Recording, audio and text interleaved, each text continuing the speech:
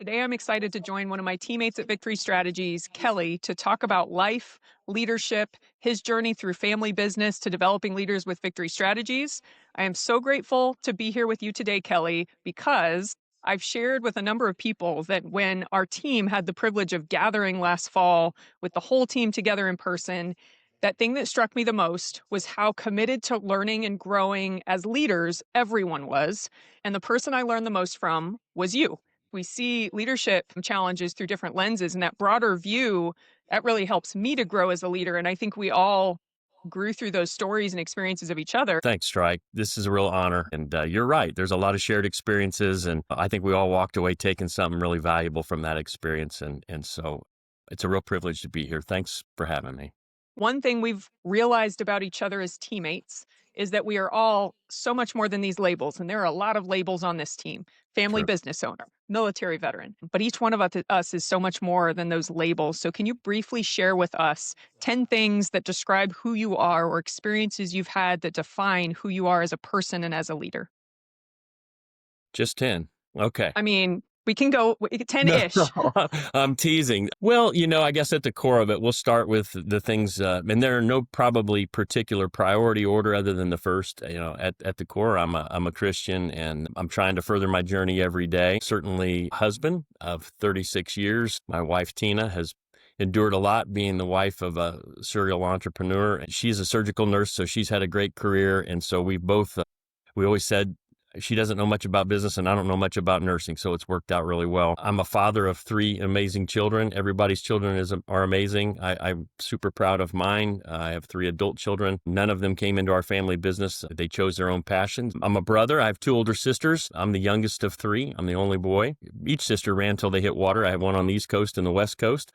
And I'm a son. My mother lives in Savannah, Georgia, returned back to the South where she's from after 66 years of being a Northerner. And so my father has passed. And so as a son, I try to spend a little time with her when I can. Former athlete. I hate the word former, but my kids tell me I'm more of a legend in my own mind these days, but I played a lot of sports and I was a coach in my later years. I really enjoyed, I think that's the leadership piece, enjoyed mentoring and helping young athletes. And I don't know if many people know this, Strike, but I was the former Heisman Trophy winner. I won't give you the year of that because there was no film or there was no trophy, but just teasing, of course. I'm an avid outdoorsman, love to hunt, fish, be out in nature. There's something very spiritual about that for me. I find that that's my downtime, is to be able to get out and enjoy the great outdoors. Passionate leader. I love to lead. I love to help others be successful. I know it's a little cliche-ish, but it is absolutely at the core of what I am. All the way back to being an athlete, I just love setting up the play. I didn't have to score it. I just wanted to be the guy to help set it up. So I really love leading folks and leading people to levels they didn't think were possible. And I'm probably a I wouldn't say a closet cowboy, but I'm a cowboy in a business suit for sure. That's what our team used to call me, is the guy that showed up in the boardroom, but at the core of him is a guy that still wants to wear his cowboy boots. So I love that piece about me. It's the piece that keeps me really grounded. And then certainly, probably the last would be crazy creative.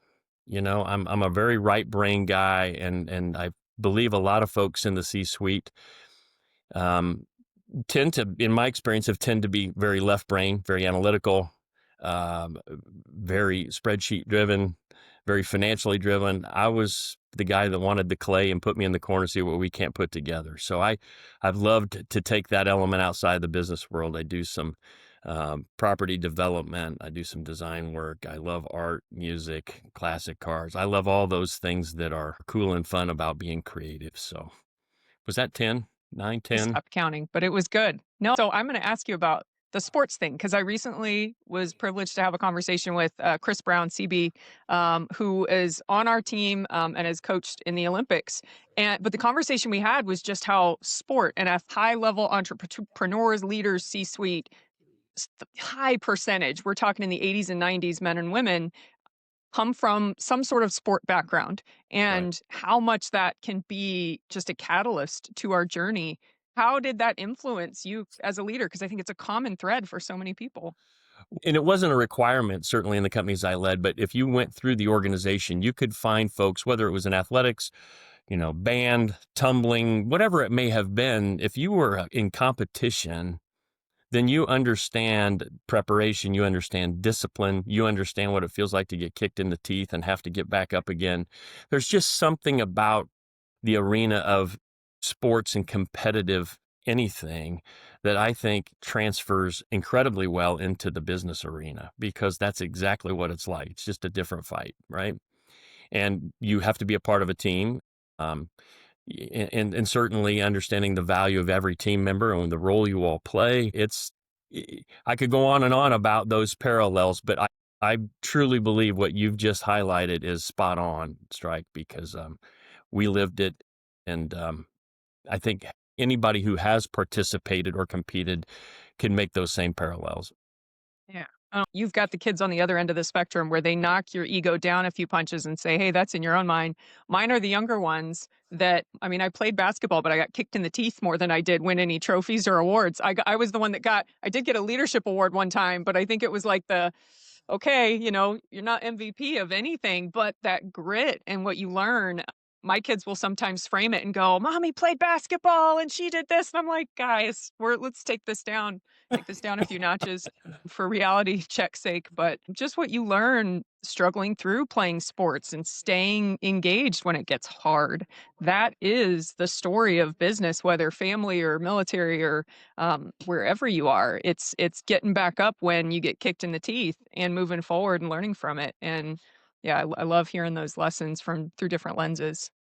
Well, for sure. And I think if anyone's ever felt the agony of a tough loss and trying to bounce back from that, or the incredible joy of what hard work, manifested itself in an incredible win or an upset, all those highs and lows that are a part of that, for sure, take place in the business world. And, it is a roller coaster. It's not a linear line. Some of those core elements of leadership.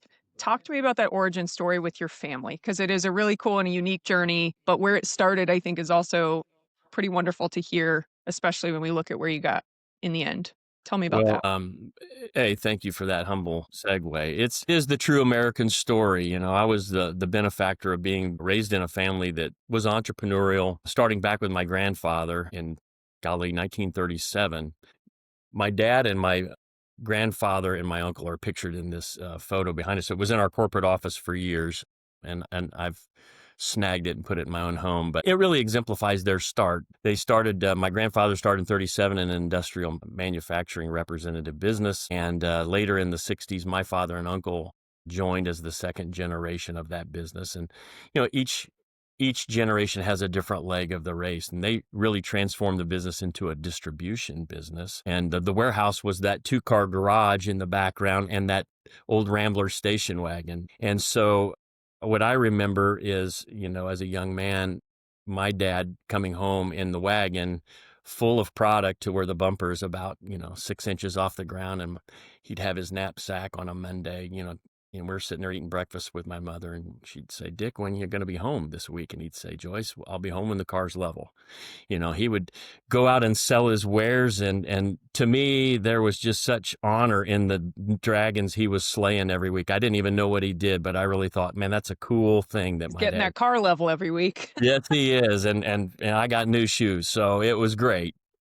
My journey really was to continue to go through, working there in summers, and got a real taste of the business. And certainly, my sisters did as well. We all got exposed to the family business. But my passion was always about the legacy of the business, and how do you put a mark on something that's, really defied the odds. As an adult, when I'd start realizing the failure rates of family businesses, which are very high. And I think there's an old adage, it takes 2 generations to build it and 1 to tear it down. And I was truly trying very hard not to be that guy. And so I decided going through college that I wanted to go into that business. I knew I did all along, and got a degree in marketing and went into sales with the company, and really took a strong shine to wanting to develop something bigger than we thought possible. That was my goal, is how do I take and be a steward of kind of the blood, sweat, and tears that went into getting to this point. You either can take it and just meld in to be a part of it, or you can take it and try to accelerate it. And so for me, being a steward meant not sitting on our hands and helping to reinvent the business. Times change. And oddly enough, a lot of the products that we ended up selling under my tenure, which was 34 years there at the company, were different products than my grandfather sold. They were different services even than my father sold. So, we were a distributor, and so we had a lot of product to take to market. And so for us, it was about diversifying and getting, a broader reach of product, a broader reach of geography. And so that was really my call. I felt like with family business, my experience, Strike, has been, there's two buckets of those family businesses by my own definition, of course. Those that are lifestyle family businesses, which mean that the business is in the business for the family. And then there's the bucket that says there's a business in the business for the business that happens to be owned by family. And both are noble. There's no right answer. But if you really want to scale an organization and take it to another level, at some point, there will be some pain between what's good for the family and what's good for the business. And so we had a lot of those great conversations, if you will. But the legacy of the business, an 82-year-old company, when I ultimately had scaled the business with my team, we sold it in 2020 to a private equity group. And then I was humbled to be asked to run the private equity group platform and did that for a few years before deciding to step down. So that's a little bit of the history. All right. So you talk about the failure rate in family business, and I mean, it's significant. And then you took it. You guys went beyond just succeeding as a family business. You did scale it, and you did reach that point where you were, I mean, we talk about, Main Street to Wall Street often. It's a phrase you use. What do you think the key ingredients were to doing that successfully? Again, whether family business or not, but from this standpoint, what were those key ingredients for you? Wow, that's a great question. If I'm citing the most recent numbers, just for point of reference, when we talk about failure rates in family businesses, doesn't matter what industry you're in, according to the Small Business Administration, 7 out of 10 don't make it from generation from 1 to 2. So the 3 that are remaining for generation 2 to 3, one of those 3 make it. So 1 in 10. So the odds aren't good. And so you have to kind of step back and go, well, why is that? And truthfully, there's a whole host of reasons we don't have enough time to unpack. And it's emotional, it's personal. Maybe it's folks that were more lifestyle and they were trying to just tread water, play not to lose. And we all know that the world changes fast and you'll get run over at some point. In my world, again, it was the team that I inherited. First, I would tell you the business that I stepped into was in great shape. And I had 2 things that I would classify worth gold to me that I couldn't have bought with all the money in the world. One was a stellar credit reputation. So we had banks were willing to loan us more money than we probably should have been willing to take. We didn't owe anyone any money. I mean, we really just had good financial stability. And then second, we had a stellar reputation, which it was and can only be earned over time. And so you can step in and start something tomorrow, but you have no reputation. But if you've got 2 generations of reputation, as your rocket fuel, truly your job is not to screw it up. So I really wanted to find out in my own mind, how do I scale this business? Because it's got to get bigger. We've got to, if I don't have a 4th generation coming into the business, how do I create a legacy business that can sustain itself without a family member at the helm?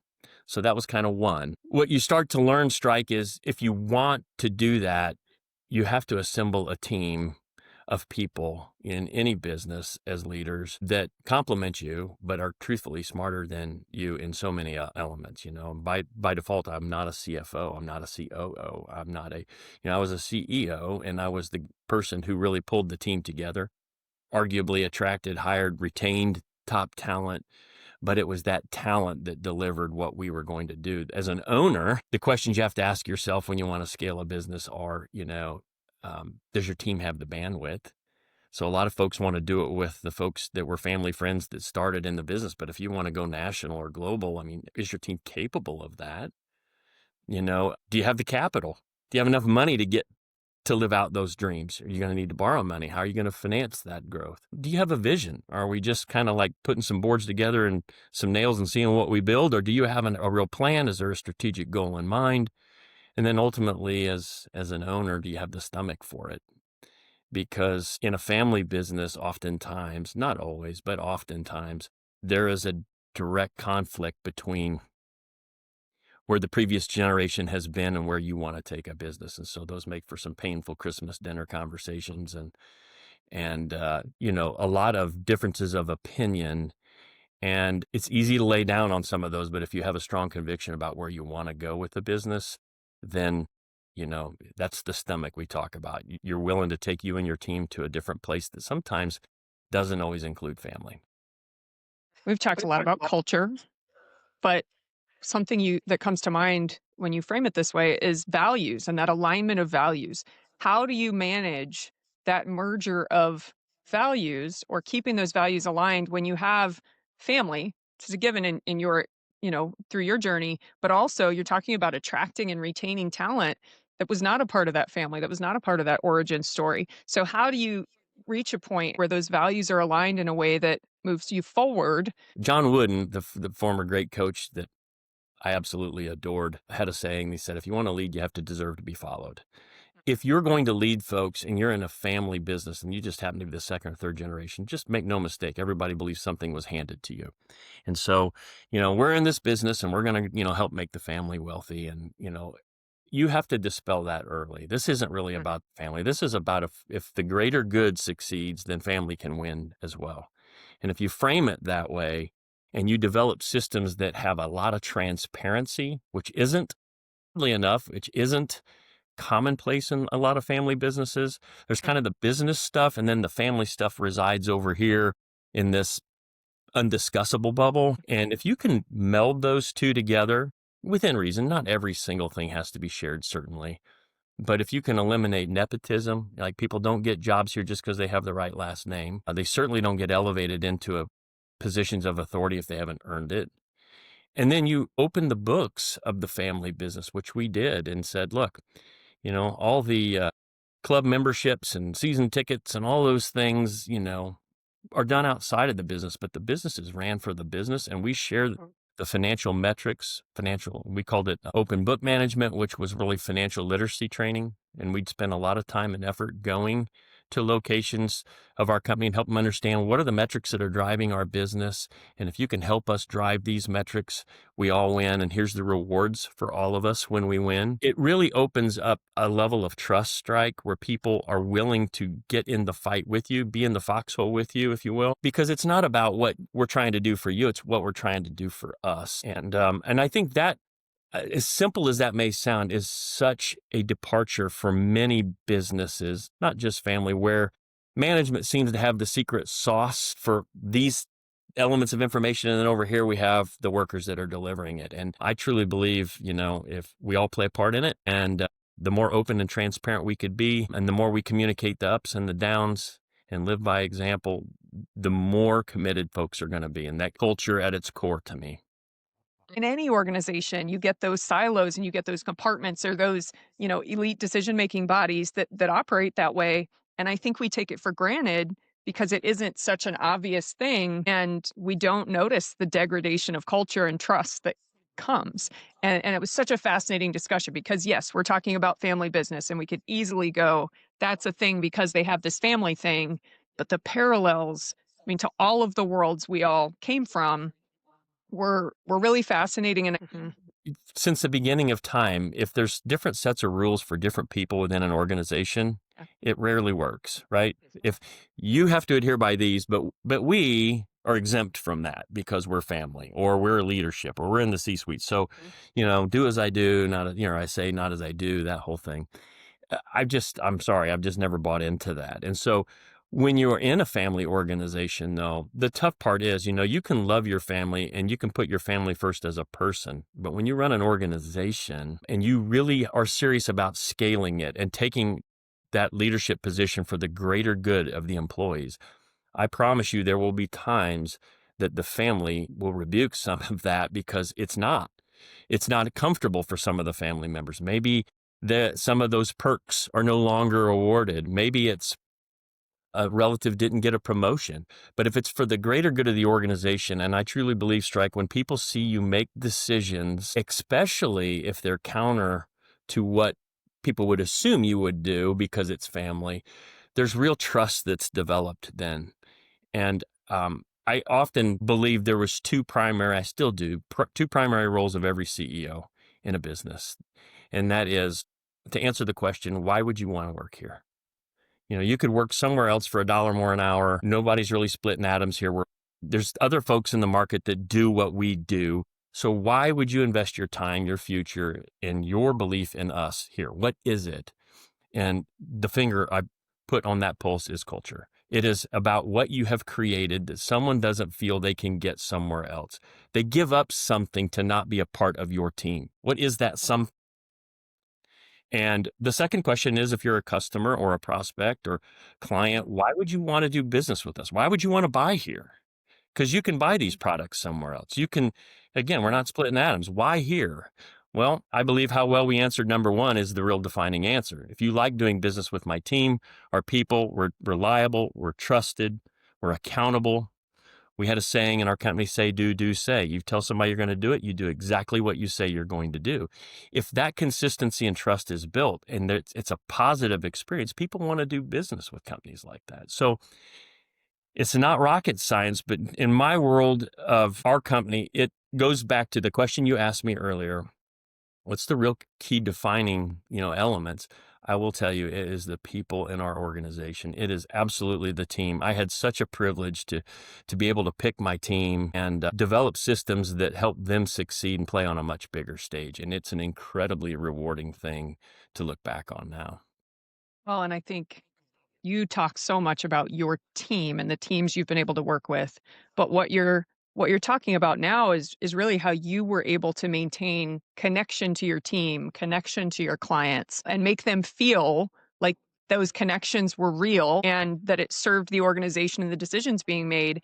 People struggle to see what that looks like because when they think about transparency and when they think about, okay, I need to hear and understand the perspectives of this unit of people, and that needs to actually feed the decisions, and there need to be these two-way circuits of communication. And now you're talking about clients. What a lot of people see when you describe that, it sounds great, but it sounds time consuming and it sounds like too much. And it sounds like fighting and just catering to everybody's opinions and trying to make everybody happy. What you and I know is that is not what you're talking about. Yeah. To that leader who's sitting here going, I just don't have time for that. How do you take that from being lip service, which is where most people stop short, but it's not an integrated feedback loop that really makes people feel like they are connected to each other and the decisions and the purpose of the organization. What does that actually look like? Well, I think, everyone wants to do the right thing, right? What was that old saying? Everybody wants to go heaven. Nobody just wants to die, right? I mean, everybody wants great culture.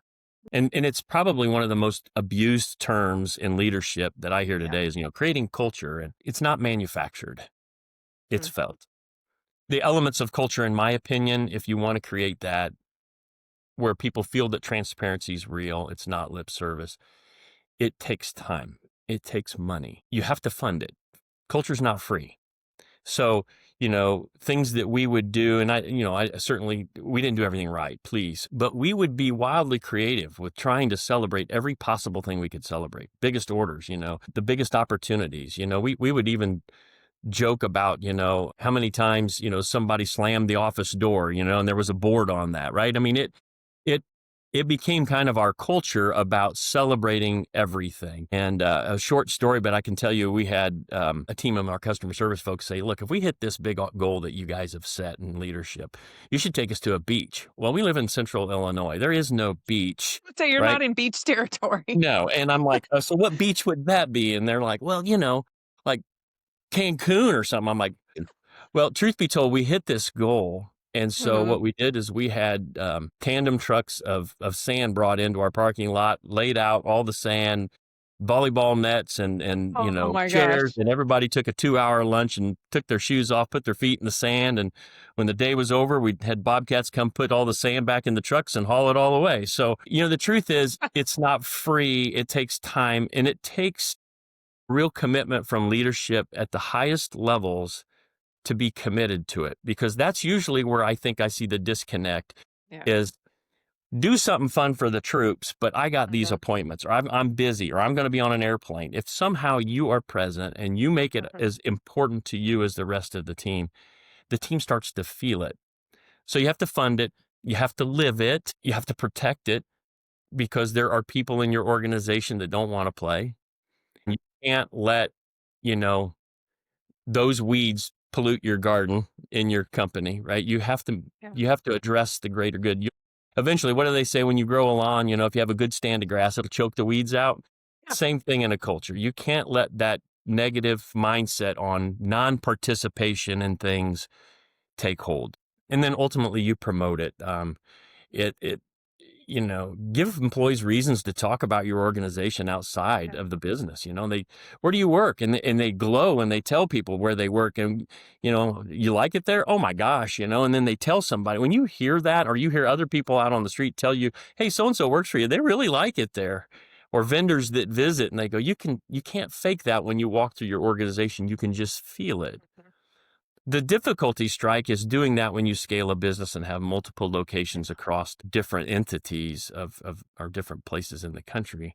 But it's possible, but it takes real commitment. And so I'm not sure if that directly answers the question, but I totally believe that, going back to the most simplest of acts, and that is, if something happened in your life that is fundamentally worth celebrating, and I as a leader take the time to handwrite you a note and recognize you as an individual, it takes time. I don't have someone write that note for me. I write the note, and it's personal, and people start to believe that you really care about them, and you do. It's not feigned, but it takes a lot of time. And I think that's at the core of every great leader, is they want an association with their team, and they realize that their team's out doing battle every day. And if you can provide some respite of fun and hope and vision that's worth fighting for, they'll fight for you. The expression of gratitude and doing it one to one, or the expression of lightening the mood when things are tough and going, hey, how many doors have we slammed today? I love that example because That is perfect. that's amazing. And I think what I want to ask you, because that to me is an example of sometimes things are just hard and they're not going well and there isn't anything on the surface to celebrate, but you can find things and you can create levity. What does that look like? What does creating and maintaining that culture look like when things aren't going well, when you're struggling through something and people don't see the way forward? How can you still keep that culture, celebrating wins? Well, I'm not sure there's an easy fix for that, but the things that come to mind is probably even an increased effort of transparency, because there's fear in the unknown.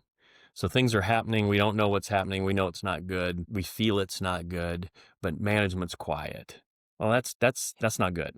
So I always believed that we need to share. We share all the good. We need to make sure that we're open, and in a way that doesn't. We don't want to have people, afraid, but they need and they deserve, to hear the challenges that are in front of you. I also believe gratitude is at the front. So in tough times, gratitude is there. In great times, gratitude is there. Just helping people understand, look, I know this is tough. I know you're putting in a lot of hours. I know you're working Yeah. hard. Here's a note. Here's a what have you. If you, that when I Mhm. write you a note or I give you a gift card, it will align with your interests. It's not just Mhm. an Amazon card. If you're a Yeah. hunter, it might be a Cabela's or Bass Pro card. And you Mhm. say, hey, thanks so much. You don't even people just take that to another level because they understand you not only Mhm. appreciate me, you kind of know me. You know what I'm saying? It's got Yeah. a personal element to it. Yeah. The part I would reflect back on, when you just being open about the tough stuff, we've all had it. As leaders that have led through decades, we've been through recessions, we've been through crazy times, we've been through the COVIDs, we've been through supply chain constraints. I don't know exactly the chain of events with, Sullenberger, who was the pilot on that famous flight that landed on the Hudson. Yeah. But if you read the transcripts of that, which I had, I thought the leadership exemplified during those moments of crisis were incredible. And that is, there is a whole group of people behind me in this plane that are worried and sick and afraid. I, Mhm. as a pilot, am probably a little worried and sick as well, because I've never been in this situation. Yeah. But what they want to hear from me as a leader is, it's going to be all right. Okay. Here's what we're going to do. Mhm. Buckle up, brace for impact. We're going to be okay. Even when sometimes you don't know that outcome, but that's what the Mhm. troops really want, is that comfort during tough times. To be grateful that you recognize they're working just as hard during those times, arguably harder than in the good times. And then ultimately that you're at the helm, things are going to be okay. Let's get through this. Like, I think most leaders that don't seek input from their, I guess probably the word would be narcissist. If you believe you've got all the answers, my goodness, watch out. Beware of that yeah. leader, because I think great leaders do exactly what you're talking about. They go in a room and they say, I don't have the answer to this, but your input is going to be vital in me developing a decision. And I will have a decision on it, but it will be because I'm going to Mhm. frame it. It will be because I frame it based upon the input that you provide me. Oh, yeah. And I think there's a huge tranche of leaders who know they don't have all the answers, but the people around them have projected such a sense of confidence and knowledge and been so afraid to be transparent that they're just afraid and afraid to step forward and be vulnerable and say, I don't know how to move forward, even though your team's going to help you move forward, but that feels anti-leader the way that a lot of us grew up, and I think that's changing. And I think cultures like you built and what you talk about, that helps people see a different way and move forward when they're really just stuck. I think you're absolutely right, Strike. And to, I guess, play that forward, now that I've stepped off the field and, I like to proclaim to be now in the press box with the headset on, helping coach the coaches. I really believe that that input comes from a variety of sources, internal and external. And the higher up in an organization you go, the lonelier it gets. You've heard that phrase. Mhm. And it's true, because even your team, the best of the best, will help you with their ideas and thoughts. But at some point, all the heads turn down, look down the table to the end of the table and say, Yep. what are we doing? I can tell you my affiliation and involvement on being on the team with Victory Strategies as coaches, as mentors, as people who can, or who are trusted resource for someone to pick the phone up. To tell a soldier's story, you've probably had to be on a battlefield somewhere, right? I mean, or you've had to be in the services.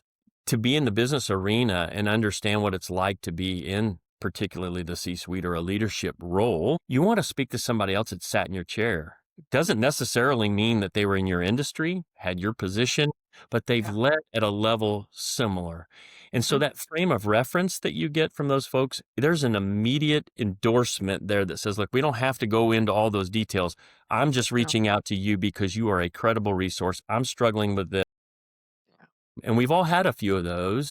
I relished the few that I've had in my life. And when, COVID hit, who had ever been through that before? And they're shutting locations down. We had made 4 more acquisitions during COVID. We went coast to coast with all of our locations. We were importing about 4,000 containers a year, and port congestion, and we couldn't get boats into port, and people screaming. And everybody's got ideas, but what are we going to do? And I remember picking a phone up and calling a trusted CEO, retired CEO of another company. I said, look, I'm not asking you to make this decision. I've got 3 things I need to ask you. I need you to check me at the door. Make sure my head's right with this. Yeah. And the things I got back, Strike, would be things like, I think you're on the right track, validation. Have you thought of this? You might want to step back on that one just a touch. I think you're maybe overshooting that, right? These aren't things like getting in the weeds of the issue. They were really more leadership level perspective. And, I can even remember at the end, he said, look, here's a person I want you to call because they are somebody who's been through that exact same thing before, and they're a trusted resource of mine. So good begets good. And it helps you then frame your own thoughts. But having those trusted people that you can pick that phone up for, Mhm. that's the role that I'm enjoying playing now in my career, is being a person that's, you know, Yeah. old and off the field now, and, feel like I can help pay it forward by being that phone call to this next level of leaders. Here's a Midwestern, analogy for you. I always said the hog farmer never smells the smell. They've been on the farm every day, right? It takes somebody from Mhm. the city to walk out there and go, man, this stuff stinks. And so what you do is you get outside of your organization to those folks that really don't care what you do in terms of product or service delivered. It's more of those big tent issues.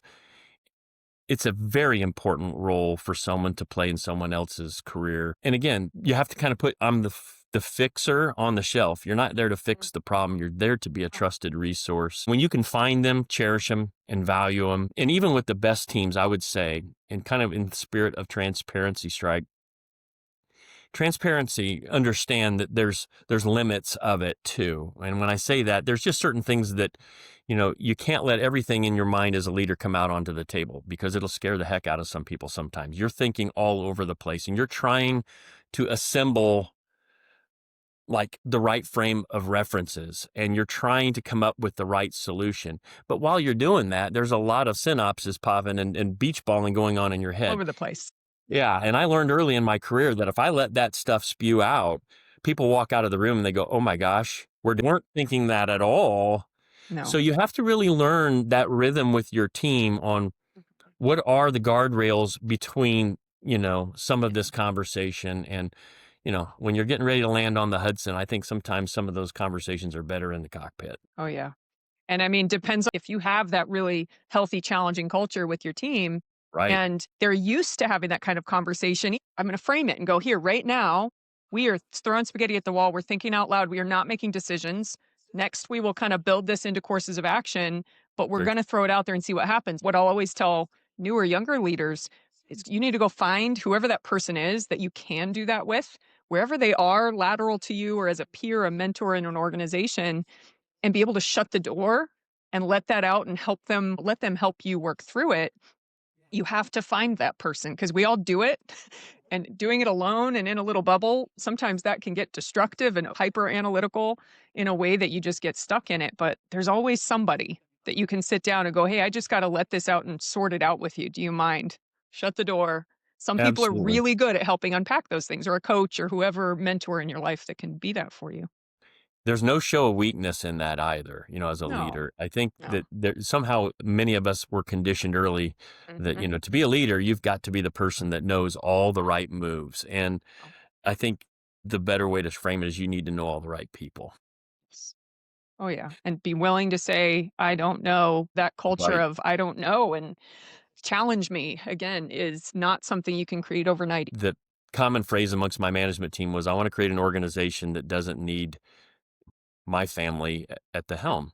The beer nuts truck analogy. So beer nuts are made here in Central Illinois. So I'd say if I get hit by the beer nuts truck tomorrow, what should that mean? And it shouldn't mean anything adverse. I'd hope you'd miss me, or at least, some of the funny jokes I'd tell. But outside of that, what is that deficit? And in many family businesses, it's so hierarchical to the owner that it's Mhm. devastating. So it's Yeah. negligent, in my opinion, to not plan for those succession type issues, whether they're planned or unplanned. They're different. You can have a Mhm. contingency plan if you get hit by the beer nuts truck, but what's the more deliberate Yeah. plan? And we really put that in place early as we were scaling an Mhm. organization so that, folks felt comfortable that at some point when my kids, I'm blessed to have two children in the medical profession and one that's a pilot. So none of them chose to come into business, which there was no pressure to at all. Yeah. And so I knew at that point there would be an exit for me as the family. And what I shared with our team, just as a side note, was you don't want to work for a person that plays four corners offense, right? So we've been No. swinging for fences. And at some point in my career, I'm going to want to slow it down in terms of my risk profile and buying companies and doing those things. How do we do this in a way that's intentional and everybody Mm. understands it? Yeah. The benefit A for family was we were able to put a company that started in that garage on a trajectory to be a part of something larger than anyone ever thought imaginable. That was very fulfilling to know that as a steward of the business in the third generation, we didn't just live off the spoils. We actually created a Mhm. better future for the people that work there. And that was the ultimate payoff for me, seriously, with every ounce of sincerity I can instill. Taking and putting our best and brightest people on a stage that was bigger than anything I could have created on my own Mhm. as a private business owner Yeah. was incredibly rewarding. They're doing amazing things today because of the decisions that we made to scale an organization that had I not, or had the family not, they'd make great livings, but it was very restrictive. Mhm. And so I truly felt that was the biggest pay and reward for me, was knowing that beyond our family, we created a bright future for a lot of folks beyond just the people with the same last name. And it has to be, if you really want to scale an organization, you're serious about it. At the root core is what's good for my people. And if I could say this, every acquisition I've ever been involved with, and we used to call them, we would want to acquire the best of the few. And what I mean by that is we want to acquire folks that look at the world the same way, have similar cultures to our company. You and I have a great company, and you might have an entirely different marketing rhythm. Mhm. But if it didn't marry up with our culture, it was too long of a putt for us to try and win over a new culture. So we Mhm. looked for companies that kind of saw the world that we did in our industry. And we were successful in doing that. But I would tell you, as you sit down, over a glass of wine, a dinner, breakfast, whenever it is you're having those conversations about acquiring these companies, two questions always come up. The first is, if you buy my company, will you change the name? That's a given that gets asked every time. And the other one is generally in the spirit of, well, Kelly, I care about our people, and I'm not sure I want to do that. And if I know you well enough, the companies that we were talking to, I did. And I'd say, well, I'm not sure if I'm supposed to take that as an insult because I sold my company. Does that mean I don't care about my people? And we joke about it a little bit. And I'd say, I honestly could tell you, I think if you care about your people enough and truly at the core, which I know you do, you care about them beyond you. And if you can care about them beyond what the family has achieved and beyond what you as their leader have achieved, it opens up this mindset to folks like they really do want what's best for our future. This isn't just about a nice fat exit for family members. Yeah, and I mean, as you said, you've been able to watch them thrive Yeah. beyond you, and you didn't have to get hit by the beer nuts truck I for that didn't to have to happen. get double You get to win, right? actually see it, and they did, and they're thriving, and yeah, no beer nuts truck required, and that's a beautiful thing, and that's rare, and to be able to be on that journey to watch it grow and thrive beyond you, as you put it, I think is a pretty cool thing to be able to live in this next phase of life, as I you're developing leaders. seriously, at the core from our earliest part of this conversation, it is all about the people. I was really blessed to have some amazing people work with our team. So I think at the core, you could be a mediocre leader. If you've got great people, they'll make you look pretty good. Your teams were lucky to have you, as we are, Well, and thanks. I just appreciate being able to share the time with you today. Absolutely. It's been a real privilege, Strike, and I'm humbled to be on the conversation and share a topic that's passionate to both of us.